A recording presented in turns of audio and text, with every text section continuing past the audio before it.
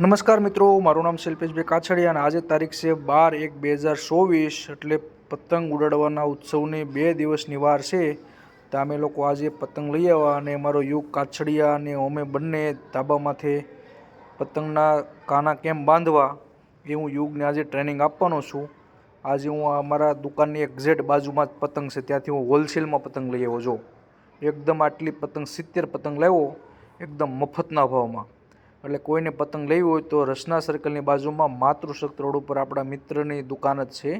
Shri Hari mobile ક્લાસની બાજુમાં પતંગની દુકાન બની છે. 2 દિવસ માટે સ્કીમ છે.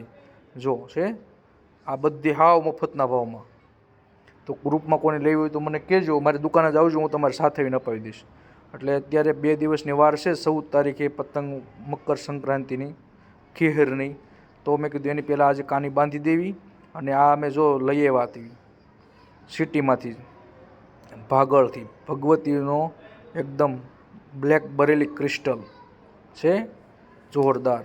દોરો પણ આવી ગયો છે અને પતંગ પણ આવી ગઈ છે. તો હું કાના બાંધતા મારા દીકરાને શીખવાડું છું, યુગ કાછડિયાને. એટલે મેં કીધું એને ટ્રેનિંગ પણ આપી દઉં અને તમારે પણ ગામડાની ટેકનોલોજીથી કાના બાંધતા શીખવું હોય તો તમે શીખો.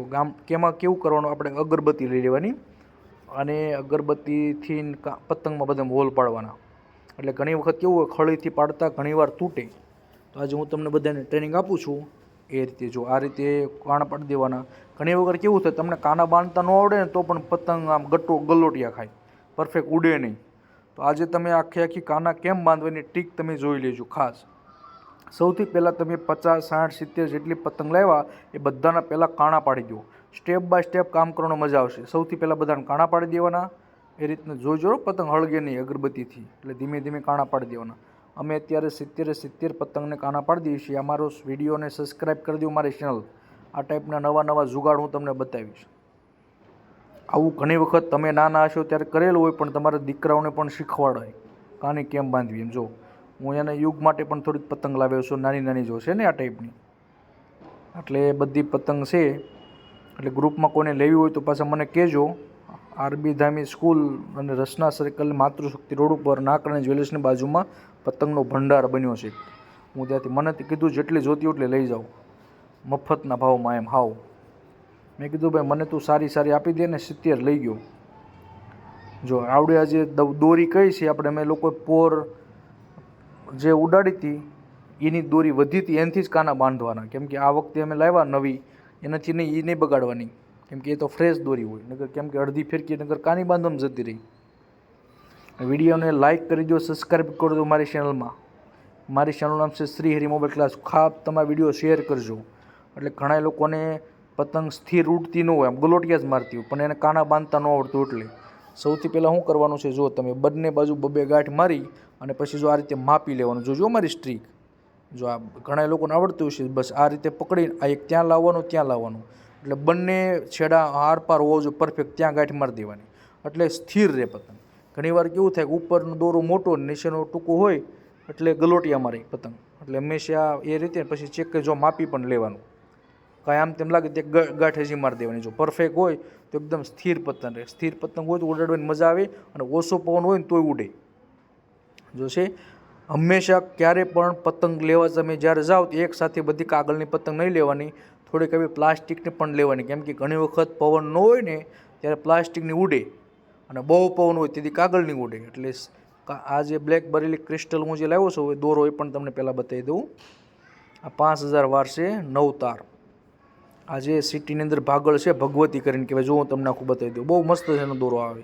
આ દોરો પહેલે રીતે ઘસાયેલો હોય, આમ સામે થાંભલે બાંધી દે ને પછી એક સાથે પેલું બાંધીને જૂની પદ્ધતિથી બ્લેક બરેલી એ રીતે જ હોય. આ પેલો ગોળ રાઉન્ડમાં પાય એ દોરો નથી.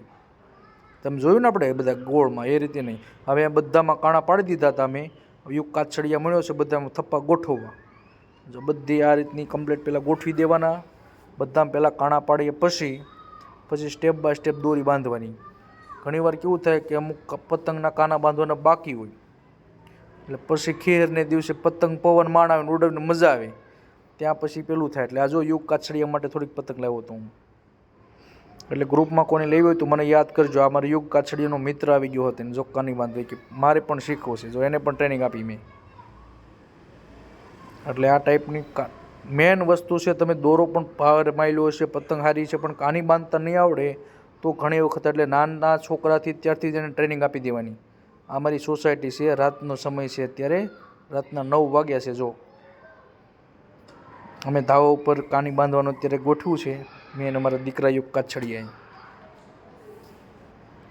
ફક્ત એક જ દિવસ બપોર સુધી પતંગ ઉડાડવાની છે. બપોરે ઊંધિયું ખાઈ પછી શેરીમાં પાવભાજીનો પ્રોગ્રામની મોજ લેવાની છે.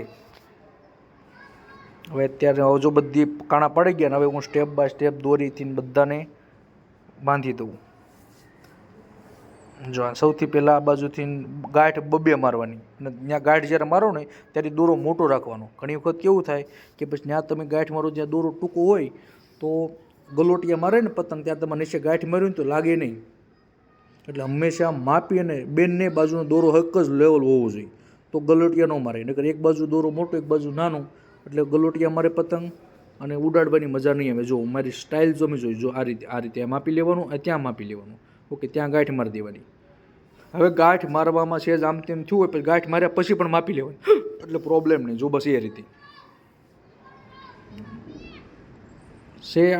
ગ્રુપમાં કોઈને મોબાઈલ રિપેરિંગ શીખવાનું હોય તો આપણો મોબાઈલ રિપેરિંગ ક્લાસ છે, નામ છે શ્રી હિરે મોબાઈલ ક્લાસ. જો હવે ટ્રાય પણ મારી આ વિડીયો આજે છે એ પોરનો છે, ગઈ સાલનો. એ મેં ખાલી આમાં કટકો જોઈન્ટ કર્યો છે, એટલે ગઈ સાલે મેં પણ આ ઉડાડેલી. એટલે એ જે ફિરકી વધી હતી એનાથી અત્યારે આમ કાના